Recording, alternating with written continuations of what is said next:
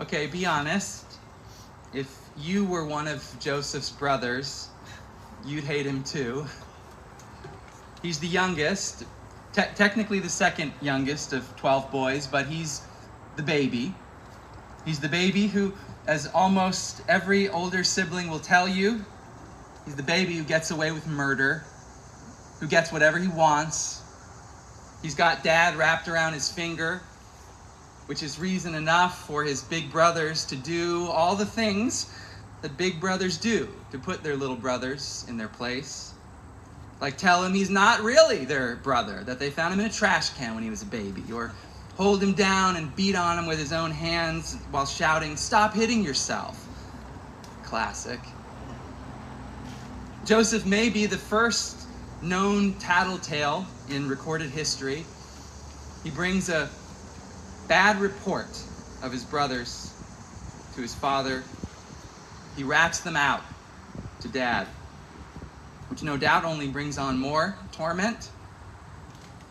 You can probably all agree that this kid is about as obnoxious as they come. This kid with his dreams.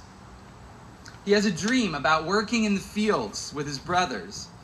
Each of them is binding wheat into sheaves when suddenly Joseph's sheaf stands itself upright and starts floating above all the other sheaves. His brothers' wheat sheaves then bow down, prostrate before his. I wonder what this could mean. Joseph awakens and he goes to tells them about his dream, which doesn't exactly take the likes of Sigmund Freud to interpret. They understand its meaning full well, and they hate Joseph even more for it. The morning's reading ends in a much darker place, but Joseph's grandiosity seems to be sort of the genesis of the cruelty which is to come. His grating, favorite son status, his egotism, they give rise to resentment and to jealousy, to just ordinary dislike. It's all so ordinary, isn't it? And it's all so understandable. Joseph's brothers are not evil men. They're regular guys whose run-of-the-mill grievances get away from them. And there's a chilling kind of realism here. Cruelty can so often seem to be deserved. There can seem to be genuine warrant behind it.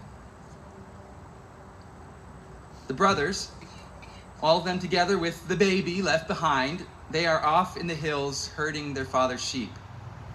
And one day they see Joseph at the far horizon coming toward them, still tagging infuriatingly along, still following them wherever they go and go to get away from him.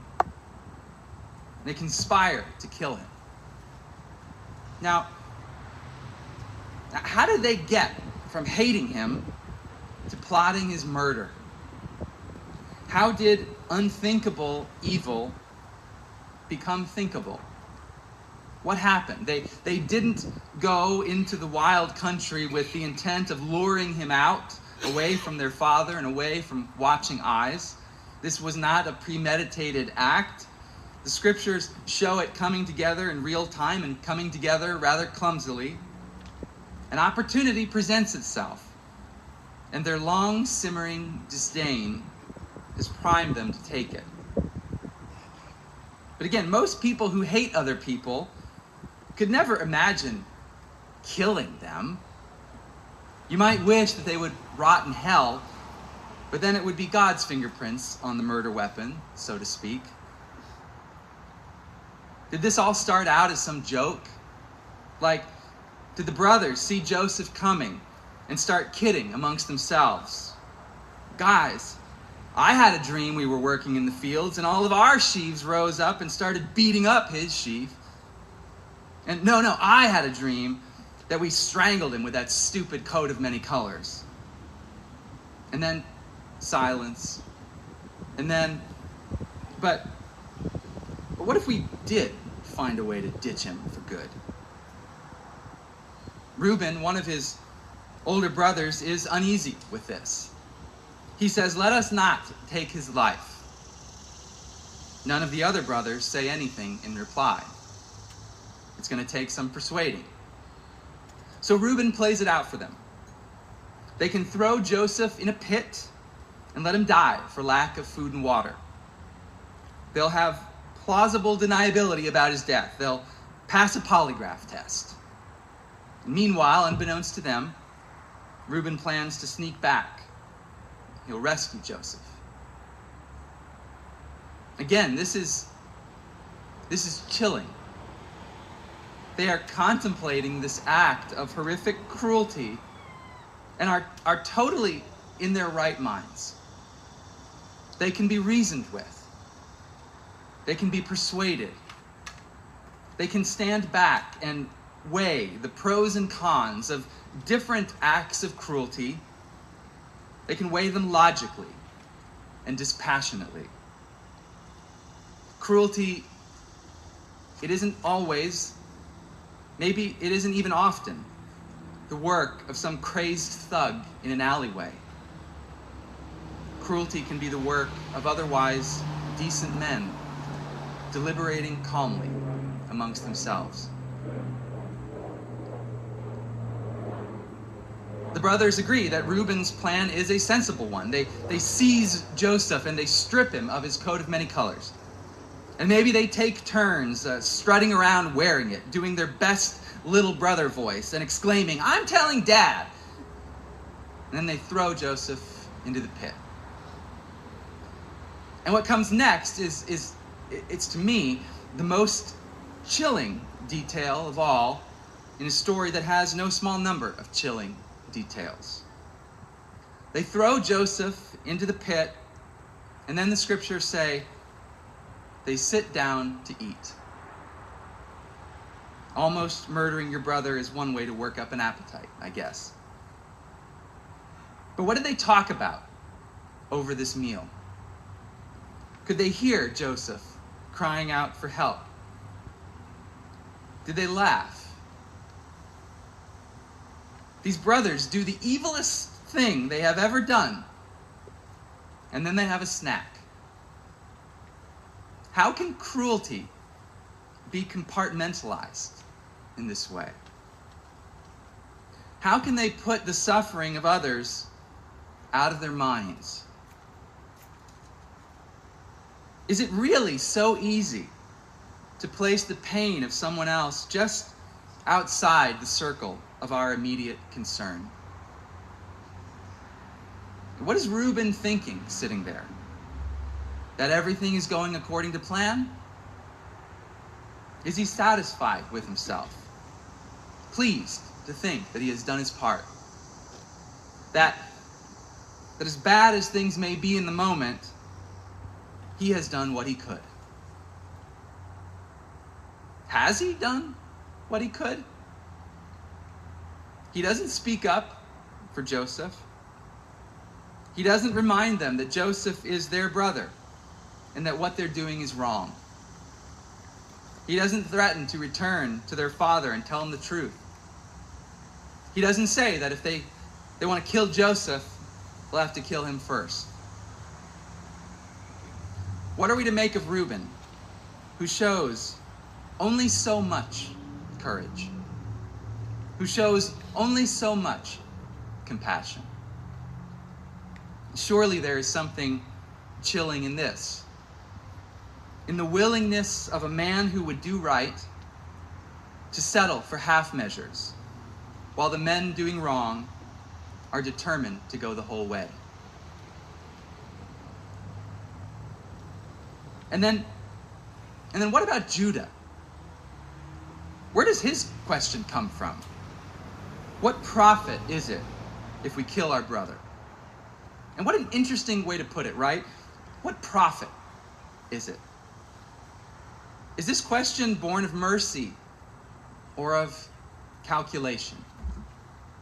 Is he trying to turn them from their evil? Or is he trying to make money off of it? And does it matter if his real motive is money, as long as Joseph is spared in the process? Might Judah and his brothers even feel something like moral satisfaction? After all, what he proposes and what they settle on is less evil than their original plan. And this too is chilling. That this isn't as bad as it might have been is enough to quiet a troubled conscience.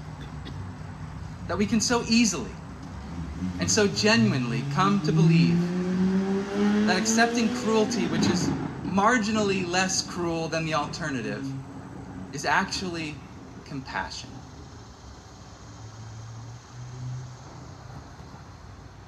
Stories like this, scriptures like this, they exist to shine a light into the depths of the human heart. I'd be surprised if any of us would describe ourselves as cruel. But then, wouldn't Joseph's brothers, wouldn't they also deny that their cruelty is cruelty? Cruelty is so common, it's so ordinary. Cruelty is funny. Cruelty is so easy to rationalize. Cruelty is so relative. Cruelty is debatable and defensible. Cruelty is something you can make a good case for. Cruelty is something you can make money from. Cruelty is profitable. Cruelty is so many things that don't seem to be cruelty. Joseph's brothers sell him into slavery. A caravan of traders is passing by and they barter their brother away. They return home 20 pieces of silver richer as Joseph is bound and carried off to Egypt. You wonder, where's God in this story? Where is God? Maybe in the pit with Joseph. Maybe in the whisper in the conscience that Reuben almost heeds. Or maybe calling to them from the future. Calling them toward a mercy that will take many, many years to work its healing. When cruelty cuts so deep as to hit bone, the wounds do not heal quickly.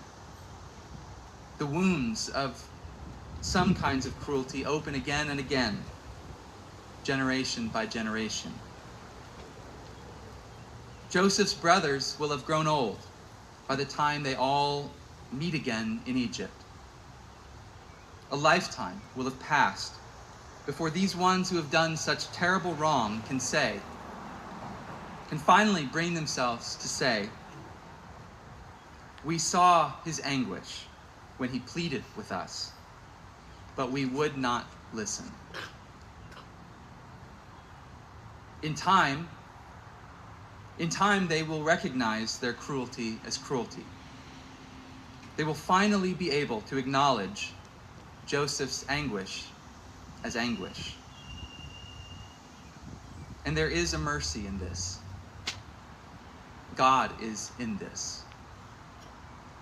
God is in the hard moment.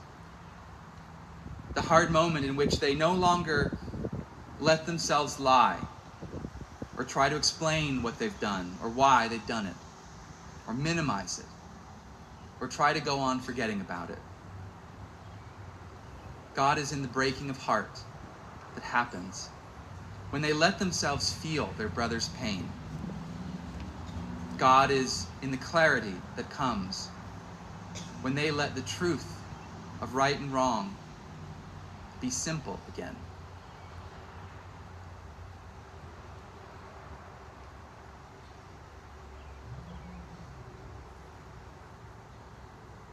One of the most precious gifts the church gives us is the moment of quiet in which to pray, "Forgive us our debts." Every week we pray this simple prayer, and we move past those words, "Forgive us." We move past them too quickly to have time to reflect on them, to reflect in the moment on what it is we might need to be forgiven for. But week by week, we pray. We pray, "Forgive us." And over time, this softens us, so that even years later, there can be honesty and contrition and mercy. Week by week, without ever being aware of it even, the guilt we fear letting ourselves fully feel, the guilt eases. In gratitude for this and for all the gifts the church gives us,